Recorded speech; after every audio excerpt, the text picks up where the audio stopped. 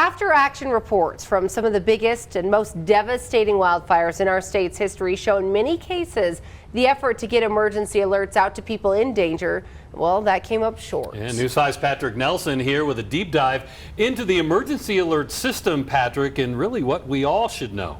I mean, I still think back to the Waldo Canyon fire and how scary that was. You know, in 2012, more than 10,000 calls designed to warn people to evacuate during that fire never reached the people they were intended to help. It was an eye-opening discovery. The good news is local emergency alert system and the folks behind it have gone through significant changes, and they've worked to have improvements since then, but it does remain a work in progress.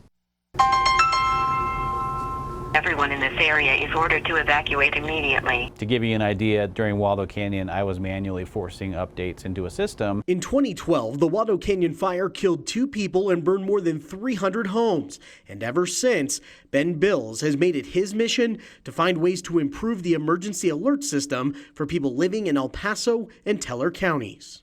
These messages are designed to save people, and we can't always save property, right? First responders are doing their best to try to save property, but the whole intent is the imminent threat to life. The recent Marshall fire in the Boulder area that burned hundreds of homes has emergency alert systems once again facing scrutiny. If we're in a live environment sending out notifications, now you're dealing with the infrastructure that's outside of your walls. How do you deliver a phone call, text message?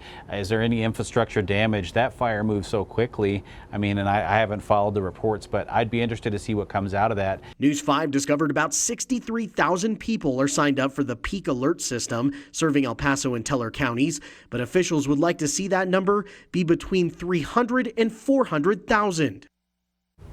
And if you're asking, why is this so important? Colorado Springs alone has more than 100 neighborhoods inside the wildland-urban interface. These are areas full of vegetation and at major risk for wildfire. So straight ahead, we're gonna have some tips for you to help make sure that you and your loved ones get the notifications you need.